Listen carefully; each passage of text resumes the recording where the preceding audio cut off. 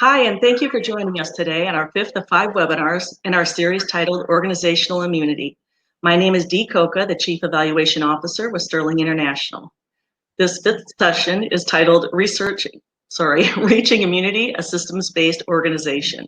I would like to start by introducing my mentor and friend, Ala El-Hawagi. Ala serves as an organizational systems strategist, consultant, executive coach, and organizational development professional. He is the chairman of the board of Sterling International, headquartered in Kuala Lumpur, Malaysia, and the former CEO of Innovative Group, headquartered in Pompano Beach, Florida. Hi, Ala. Thank you for joining me again today. Hi, Dee. It's great to connect with you today. As we finalize our organizational immunity series today, can you share with us what you mean by reaching immunity, a systems-based organization? First of all, I would like to thank you very much and thank the Sterling International team for your commitment and continuous work towards performance excellence. I really appreciate that very much. I'd like to thank the viewers who have joined us graciously for the last 4 webinars, and this is our 5th and last. In this webinar, Dee, I'm going to try to answer a very simple question. How can any organization reach to immunity? We can call it maturity, if you will, by becoming an SBO, which is a systems-based organization. What I'm going to focus on and why now. Okay, so those are the 2 big pieces I'm going to trying to discuss today. I have shared on my LinkedIn page an article titled that COVID-19 means that systems is no longer optional. Actually, I have been saying for the last 20 years that whether it's COVID-19 or otherwise, operating your business non-systemic is never an option. It definitely, if you're looking for performance excellence, if you're looking to sustain that performance excellence, you have no choice, basically, but following a systemic approach to your organization. So most people, I think, if anything, we realize through this COVID-19 that how interdependent we are and how everything is connected to everything else. And that's why you can never do one thing alone. And these are 2, I just quoted 2 of the system thinking principles. But we also understood that in order to lead our organization in the future, it ought to be by deliberate design, not by coincidence. And how can we do that without a systemic approach? So to begin with, I'd like to pose some questions for our viewers to reflect on. Here's one. How do you manage your organization so you can maximize productivity? What's your tool to do that? How is work designed and being carried out and connected in your organization so you can sustain performance excellence? How do you keep your stakeholders and customers happy and connected and increase profitability? How do you engage and recognize your workforce for retention and obviously for operation optimization? And how do you manage your budget better and optimize expenses in order to become more efficient as an organization? I trust that the answers to these questions lie in taking a systemic approach. Let me give you real stories from our clients, and I'm going to keep them very short, one sentence. One of our clients, if some of our viewers and probably most of our viewers are connected to some sort of a business, we had a client that they were able, through systemic approach of their business, to quadruple their profit in 2 years. Quadruple, 4 times, 400% increase in profitability in 2 years. Not to mention, got them to a stage where they can bid more successful projects. They can look in the future and say what else to be had. If you are part of a school, okay, one of our clients was a school and worked with that. And it started as a very small school, 50 students. Not only it has grown to 400 students, but now they have a waiting list. They went from no name to have a waiting list for at least 3 years for people who want to enter that school. If any of our viewers has something to do with healthcare, how about one of our clients as a hospital who had breakdown in communication, who had lots of challenges dealing with their patients, and even at the physician's level, now not only they have almost 100% occupancy, and this is not something to be really bragging about, but from a business perspective, it's something to brag about. But communication is going very good. They were able to overcome lots of challenges. They were able to come up with hands-on practical solutions for some of the challenges that they are facing. So the systemic framework that we're going to be talking about in this webinar, as a sum for everything we've done in the past, is going to help our viewers to see how you can undertake that in a calculated, safe way to ensure, one, you create low-hanging fruits along the journey, but two, to ensure that you get to performance excellence and you're able to sustain that performance excellence over a span of time. Okay, so you're talking about this, and regardless of what business sector, you're talking schools, healthcare, business. This, I think that's something that's important for people to understand, that regardless of what industry you're in, if you come at this with a systematic approach and recognize whether you're in a hospital setting, a school setting, manufacturing, everything is based around operations and workforce and leadership. These are common threads throughout. So it's not necessarily a concern regarding what industry, if you consider it from this aspect. So I like that. Okay. As organizations embark on this journey, are there considerations that they need to keep in mind? Well, absolutely. But let me comment on what you said. System thinking does not recognize industry. It does not recognize function. It does not recognize size of an organization. This framework can be applied and ensure success, all sizes of organizations, all industries across the board. The reason I mention those, because those are real stories from some of our clients. Nonetheless, as you said, it doesn't have a boundary where that can be implemented in. Back to your question, yeah, there are a couple of considerations that we need to keep in mind. Number one is the framework itself. The framework itself is provided in order to give us some sort of a path that we can look at to ensure that we use it successfully in diagnosing our organization and where it is.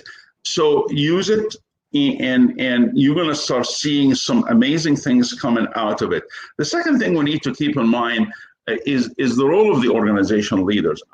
We have dedicated the first webinar to talk about leadership and to emphasize the fact that one size doesn't fit all, that leadership is a job like anything else. We need to learn it. And here's the great news. 85% of leadership skills needed today can be taught, and they are learnable skills. So if the idea of are great leaders born or made, well, Dr. Peter Singh talked about that.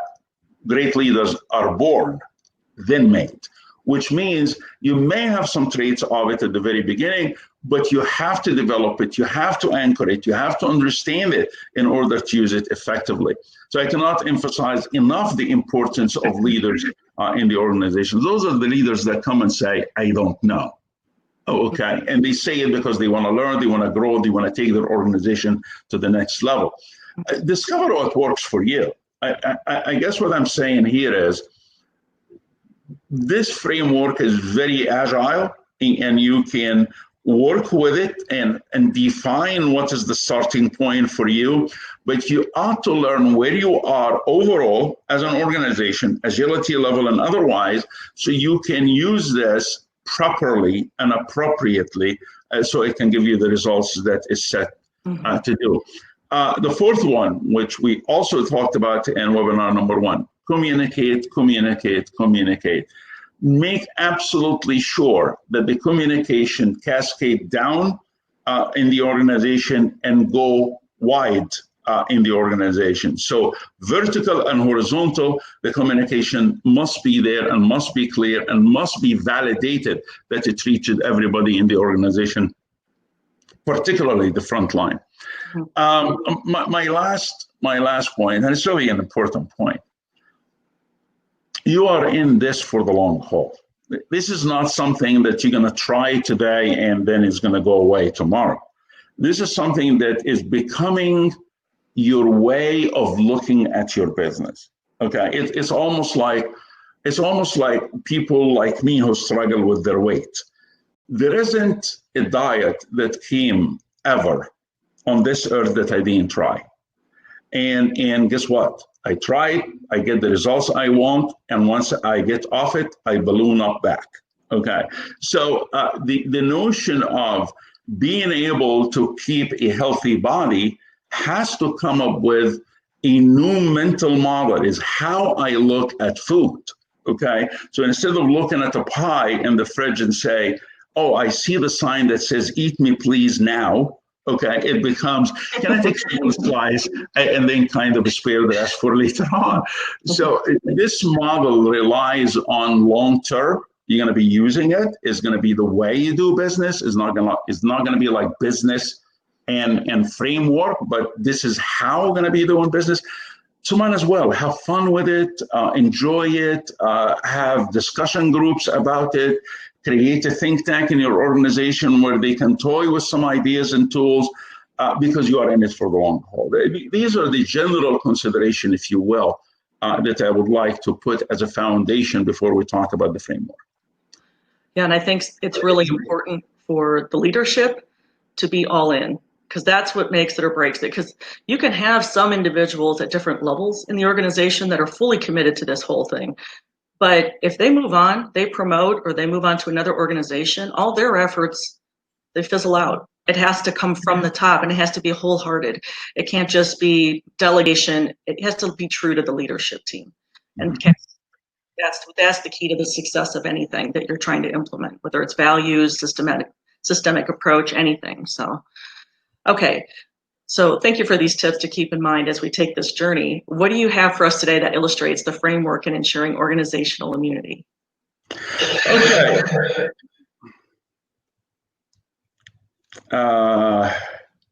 Once you have it up, I will start going over it.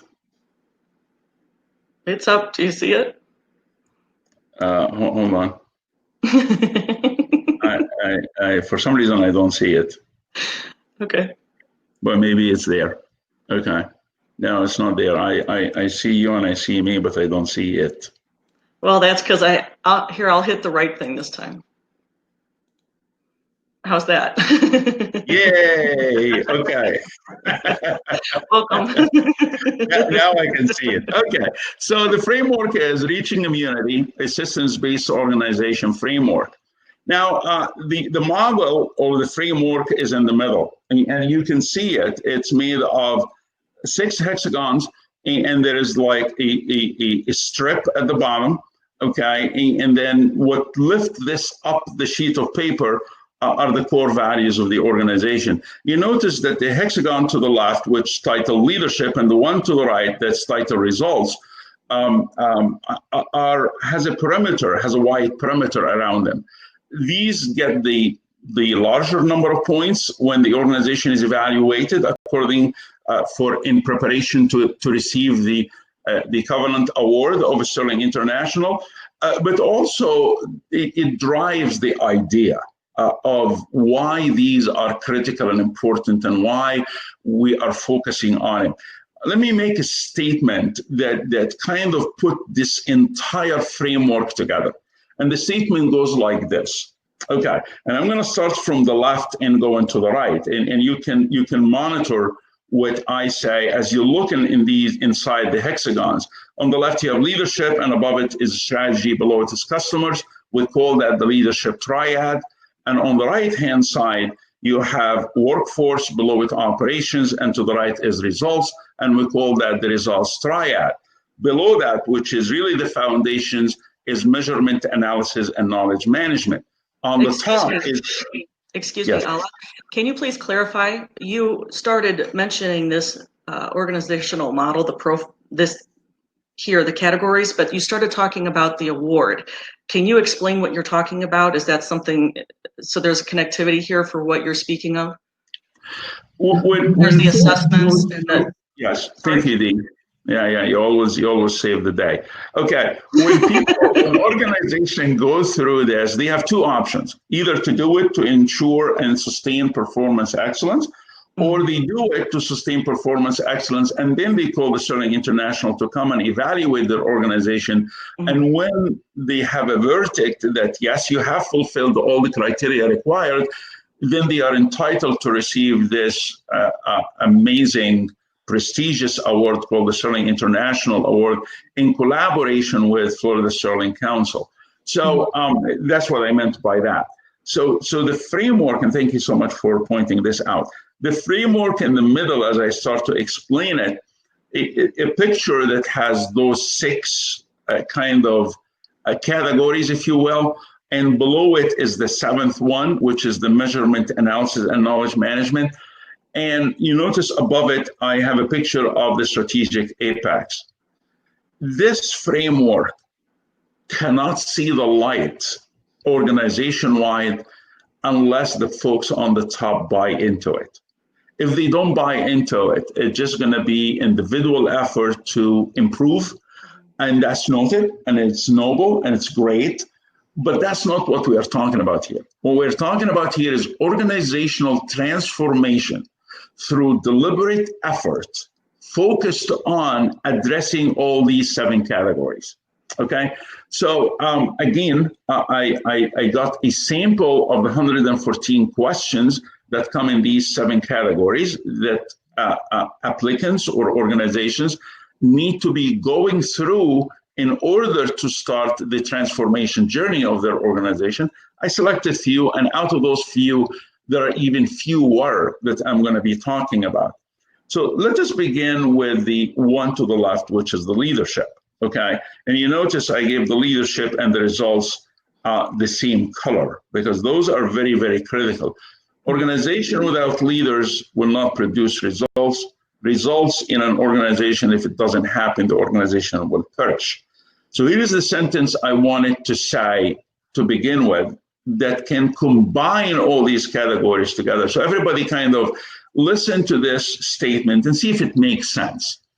Progressive organizations have visionary leadership that focused on building and deploying a strategy to serve their customer using a well-trained and developed workforce that apply and deploy value-added flow-analyzed processes based on clear measurement system to produce the outcome needed of the organization.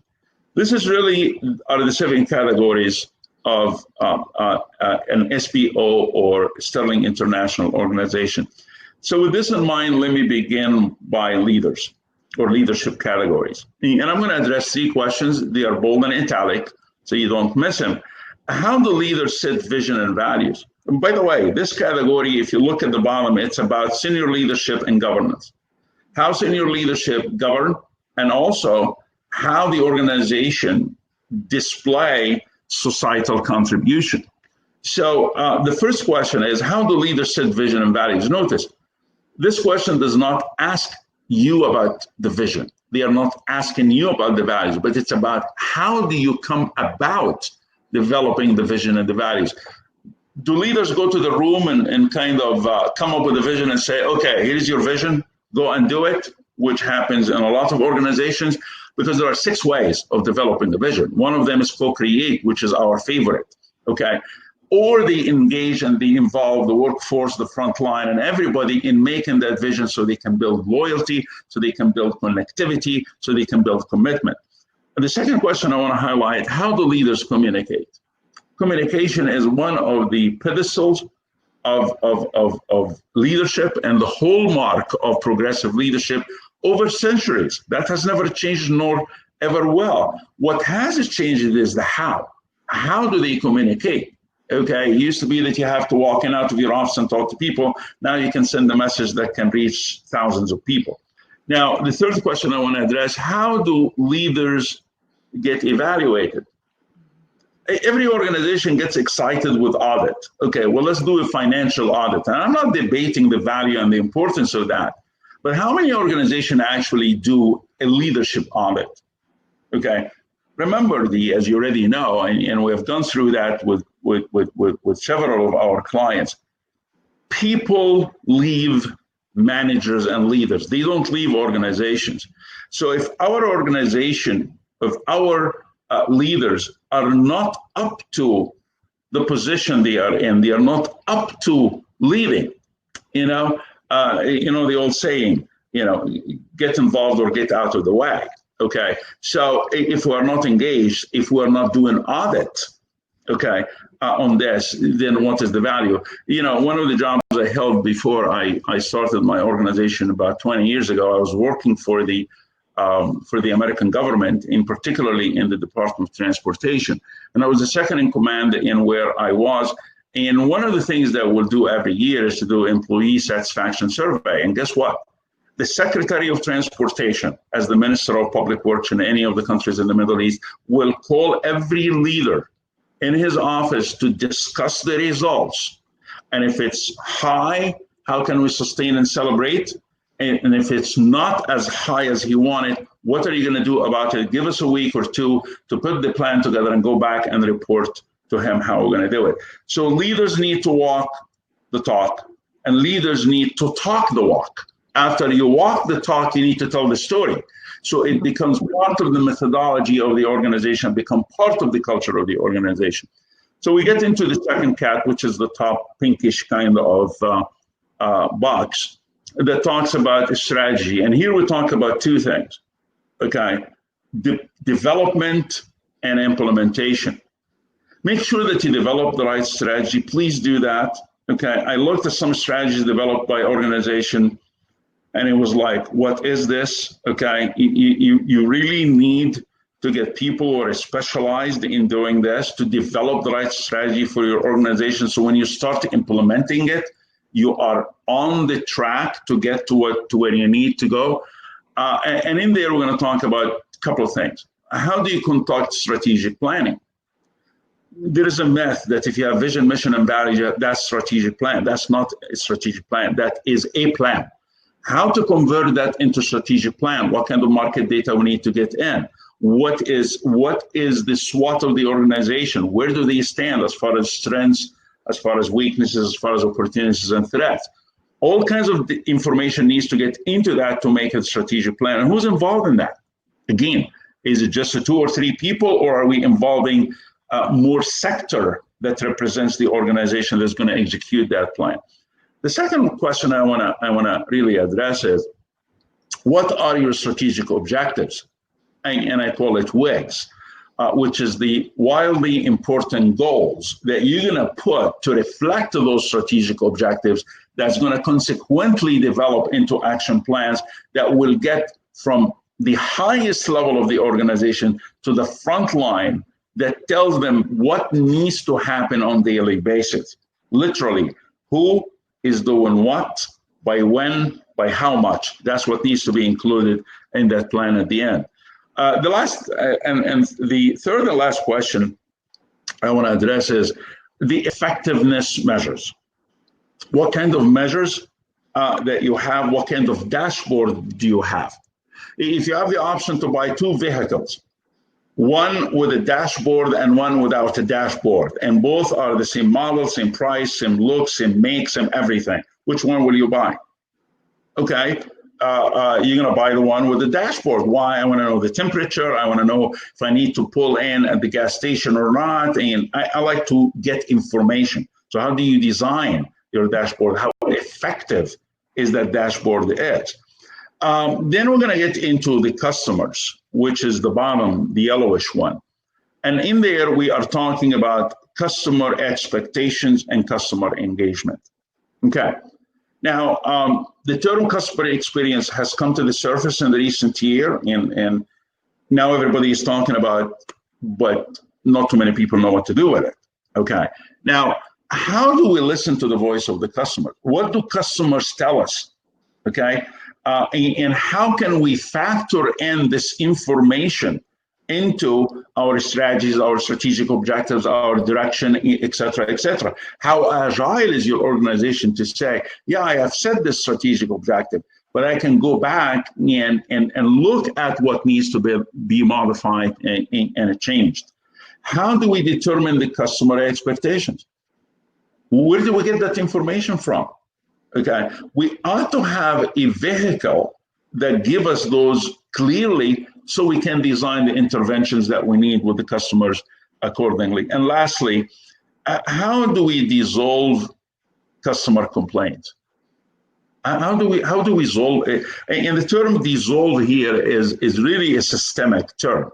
I'm not talking about absolving, I'm not talking about resolving, I'm not talking about solving, I'm talking about dissolving, meaning that this challenge that the customer is facing is gone forever, never come back again. How can we get into problem dissolution rather than solution? And what does that entail? And what does it include? So all kinds of things. I will never forget my experience at Disney. And I'm a big fan of Disney. I used to have annual passes and I go there every year with my family. And at Disney, you are not allowed not to be happy. You have to be happy.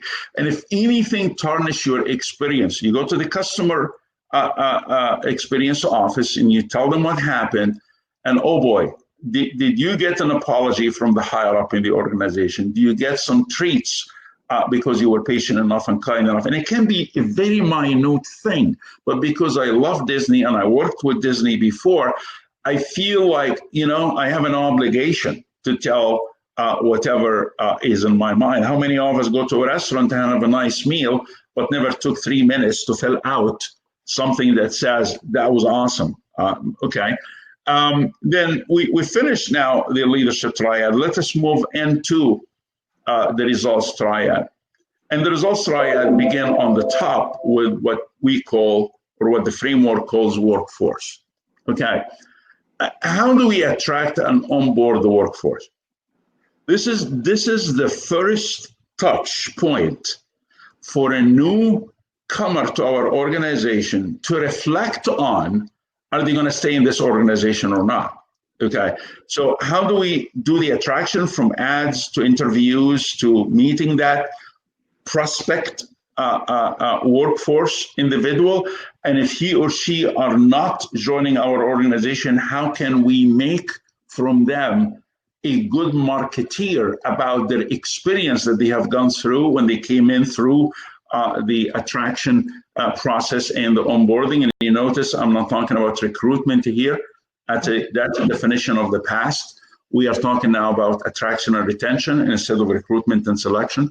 The second question I selected to talk about is how we organize the workforce for maximum productivity. We have a client that we have multiple clients actually that we're working with, and we walk in, and this client has gems in their organization. They have amazing people who no one knows about, who've been hidden somewhere, that have not been exposed to what needs to happen for them. And once you give those folks voice, once you put them in the right place through reorganization, they touch the sky a few times a day. And they produce 5, 7, 8, 10 times what they have used to produce. My doctorate degree, the one about leadership, has focused on what an extraordinary leader can produce versus a mediocre leader. And my research came to 10.5 times. An extraordinary leader can produce 10 times productivity from the workforce than a mediocre leader. By how? Creating the culture, ensuring the resources, putting the right person in the right seat, and creating the right environment for them. Okay, so the last one I want to talk about is how to determine engagement drivers. One of the scary things I always keep an eye on is the research coming about employee engagement. And I don't know if you read the last research or not, but nearly 70% of the workforce is disengaged. Yeah. And I look at this and I say, look at this waste. All what you need to do is to come up with a mechanism and engagement drivers that get these 70% on board, and automatically you have created double the results by doing nothing but engaging the workforce. And I make it much easier said than done, but it needs a lot of work in order for it to happen. Well, workforce uses operations, and this is the green box at the bottom to the right. And here we're talking about work processes and operational effectiveness. And in the process, whether it's core or support, we need to conduct on it what we call the value added flow analysis. Over 75% of efforts, resources, time, and money in any process can be saved. I have never worked with a client that were not able to bring their processes down by 50 to 75%, which automatically double the time available for the workforce to do other things. There are so many ways that you can deliver excellence, not with more resources, but believe it or not, with less resources, but optimizing those resources, putting those resources at the right in the right place to do the right things. So how to improve work processes? I talked about value added flow analysis. Another one we need to look at how we pursue innovation. Organizations need to complicate this.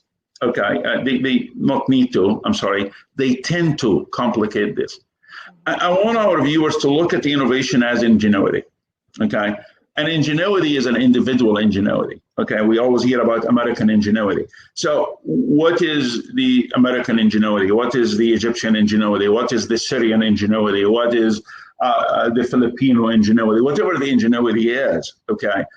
Ingenuity is about my ability as an individual in an organization to look at something and say, how can I make this better? How can I introduce this mindset, this new mental model to every worker in the organization to say, I can make this better, whether I'm involved in typing a report or putting a post on the side of the road or building a vehicle, whatever the case might be. Can it be better? How can it be better?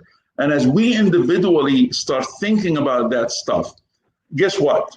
It is going to connect the dots into a breakthrough. So the breakthrough in innovation comes through interconnected ingenuity by the individuals and the wonderful workforce working in the organization. And finally, how to optimize your operations. What are some of the things, and this is really a very tough one.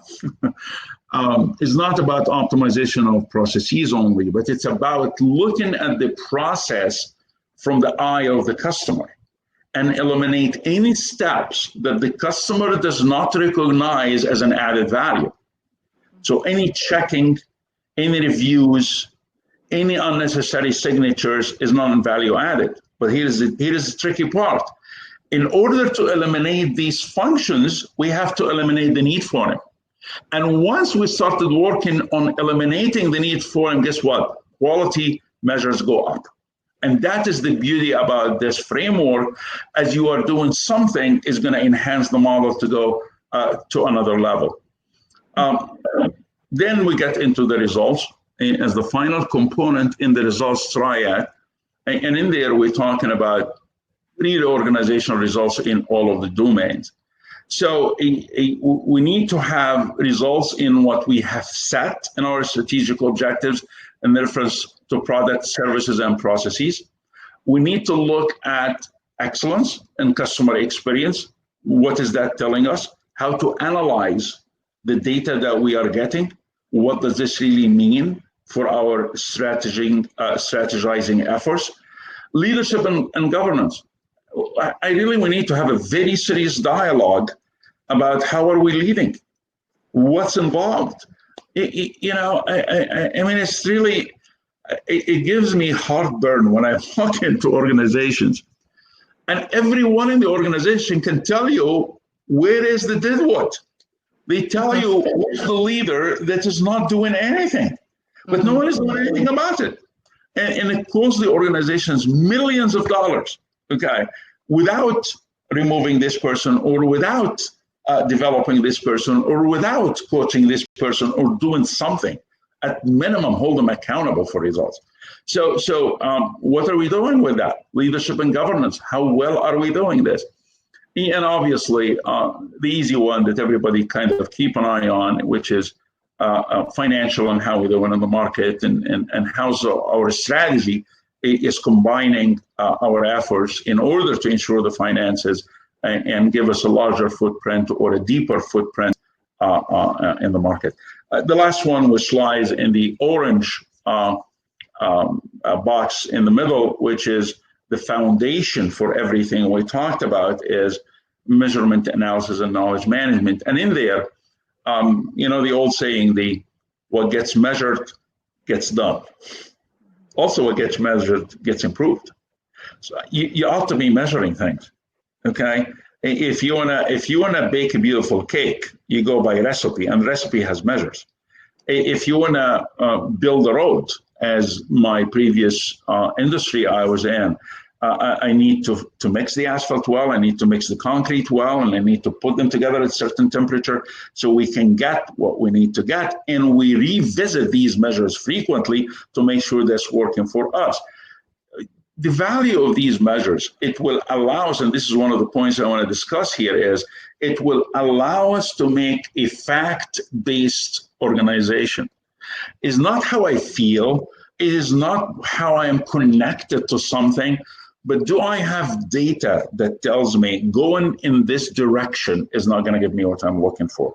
Do I have data that says take the first detour to the right or to the left, because this path, while it looks comfortable, is not going to give you the profit that you are looking for? I talk with some clients that are losing. It's one of their business ventures, but they have this hope that this business is going to turn around in 18 months from now. And when it turns around, the profit that they're going to get will never make a fraction of what your loss is. And I don't know who they are listening to, and I don't know who are their finance advisors, but they are not giving them the right advice, for sure. Okay, what the measures also give us as a fantastic tool is becoming a learning organization. I suggest to every viewer here is to look at Dr. Peter Senge, the Fifth Discipline book, the Field Guide. And this is 600-700 pages, is filled with tools that help organization become a learning organization. Here's the value of that. When we become a learning organization, we are agile, we are ever evolving, we are ever transforming, we are ever supporting, we are ever listening, we are ever seeking ingenuity, we are ever building our own best practices. What works for GE may not work for Google. What worked for Google is not going to work for Apple. What's going to work for Apple is not going to work for Disney. But there are common themes that we can agree on. And based on that, we build our own knowledge management or best practices through which we can say, here is what works for us as ABC organization. So again, the main thing here for this framework to get to where it needs to go, that we really need to focus that it needs to start at the top with the strategic apex, and it gets filtered down or cascaded down or communicated down through the body of the organization. Mm-hmm. Yeah, my takeaway for this, for me, it's about, it begins and ends with the leadership, like we were talking before, the level of commitment to all of this. And it's very critical to have a high level of employee engagement. And I feel, in my experience, the best way to do that is make sure everybody knows that they matter, that they're individuals. You're not just making blanket statements and expecting everyone to conform, because you have to consider in different facets of every organization, not all things apply to each work group. You have to consider what their needs are, and that will also help with the ingenuity, the innovative ideas, and the feedback that they can provide that'll help aid in all these other things and all these other categories and continue on with in the right direction. Okay, let's see. Do you have anything else you'd like to add regarding this? Regarding the framework, no, the framework is what I shared, at least the highlights of it. Mm-hmm. But I would like to share some ideas And this is I'm going to share some of our tools that are in our toolbox that we use with our clients that will help an organization implement this comprehensive framework, if I may. Mm-hmm. Okay, so there are literally tens of tools that we use. Okay, and we have specifically almost 45 tools that are integrated together to create this in any organization. And we have used it with clients in a scattered way or different clients, or we have used it holistically with one of our clients that is getting ready now to apply for the Sterling International Award in 2021. So some of this is going to be a kind of give you the main tools. Remember, the Sterling International Framework, which is the one I shared with you, which will allow you to reach to immunity, also will allow you to get to level 5 maturity, also will allow you to get to performance excellence and sustain that performance excellence. Some of it's a diagnostic tool. It is a diagnostic tool. It doesn't tell you how to do things, but it shed the light on what are the gaps in the organization. For that, we designed what's called the Navigator, which are the questions I talked about, the 114 questions. And those are an online assessment that organizations can get. And they get at the end a very comprehensive report that identify the gaps in the organization. Okay, the survey is about 45 minutes to 15 minutes to take, but it is a starting point for the organization to say, here's where I stand. What is the first thing you do when you're trying to put yourself on a diet? You jump on the scale and say, oh my God, I am that many? Okay, well, this is the thing. The Navigator is going to help an organization to say, here's where I am today, okay? And this is in English, and we were able to successfully translate it to Arabic, and we are working, one of our intentions this year is translated to French as well. So we'll have these 3 main languages that this wonderful tool is made in. The other tool that we use, and it has been really tremendous in checking the pulse of the organization, checking the level of communication in the organization, as well as identify some of the behaviors that organizations need to continue doing to ensure success, is stop doing because they don't contribute to the success, or start doing because we have an understanding that when we do that is going to lead into the success of the organization, which probably the 3 questions that most of us in our organizations toy with every day. This is good, I need to continue doing. This is not so good, I need to stop doing. And this is, I never tried it, I wish we can. We use a handy dandy tool, it's called True Colors. And we partner with True Colors International from California to do that. And it's an amazing tool to check the pulse of the culture. And also it gives us a fantastic report at the end that's going to go to the organization to say, here is how you're looking internally. Whether we're talking about, are we more knowledge-based? Are we more action-based? Are we more relationship-based? And are we more planning-based? And how we can maneuver between these 4 domains to ensure the success of the organization. For the preparation of the transformation, so this is for the diagnosis. And based on that, we can determine with our clients what needs to happen.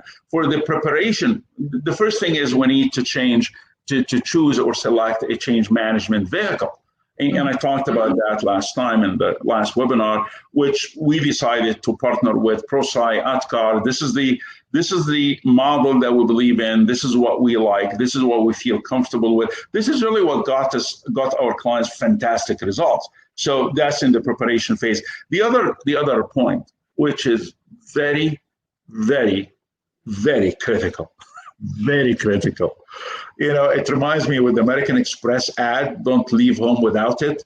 So here is don't start the transformation without it, which is creating the transformation agents. the people within the organization that's going to carry this over after the consultants leave, after the helper leave.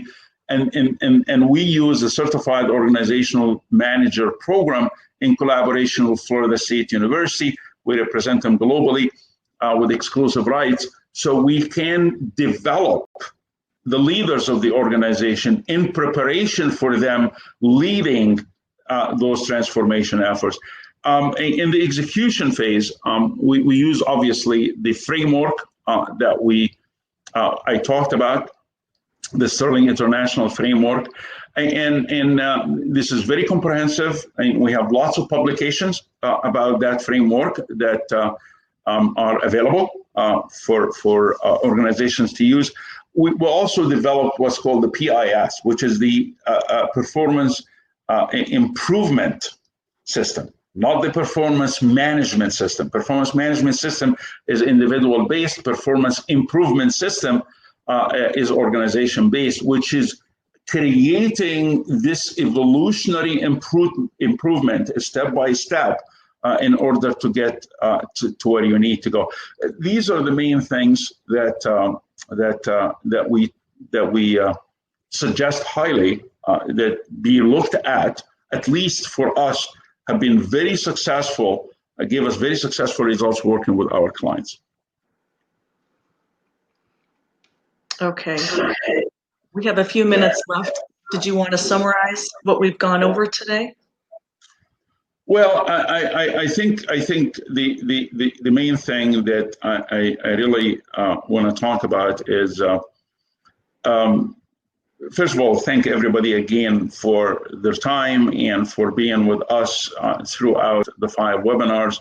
My Chief Operations Officer was talking to me a few days ago, and he said, you know what, I think these webinars ought to be captured somehow. So what are your thoughts about it? And I reflected on that, and I decided that I'm going to put this in a book, and I'm going to publish the book in 6 months.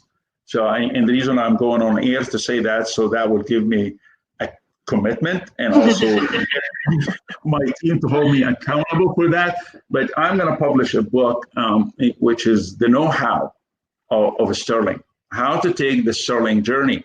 And I believe is going to be filled with ideas, at least tools, and is going to really tell our story, is going to tell our experience dealing with these tools, and what should the reader expect when they implement these strategies. So thank you, Tamer, for talking about this and for suggesting this, and for always pushing me to do the uncomfortable.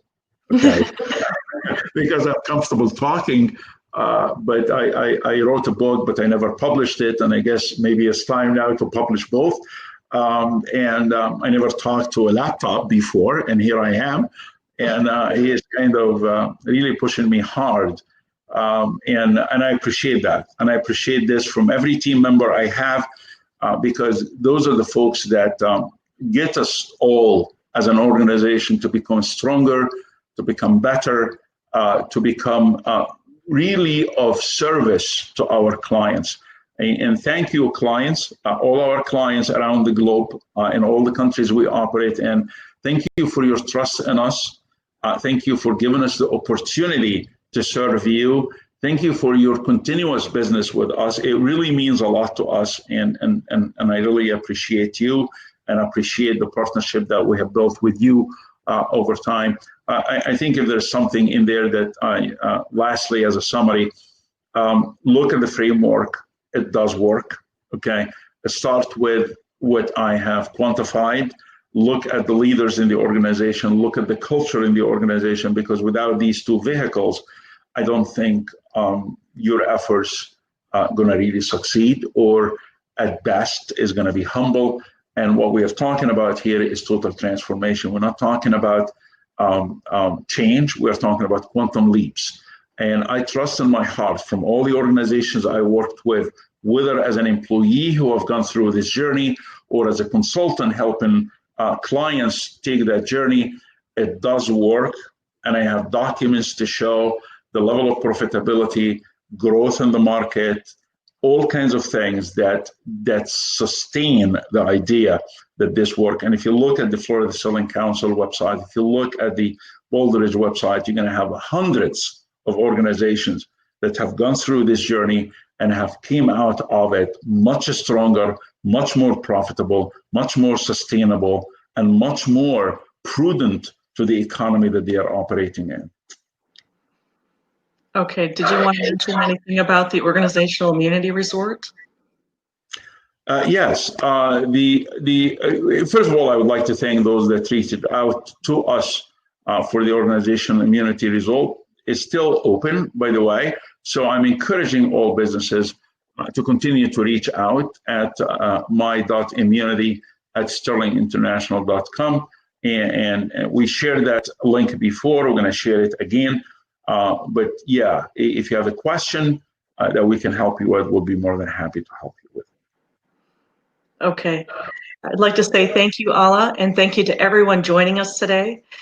Thank you for our viewers being with us for these last 5 weeks. And please be sure to contact us if you've missed the handouts or need a recording of the webinars. We'd be happy to email them to you. Thank you very much. Bye, everyone. Thank you. Bye.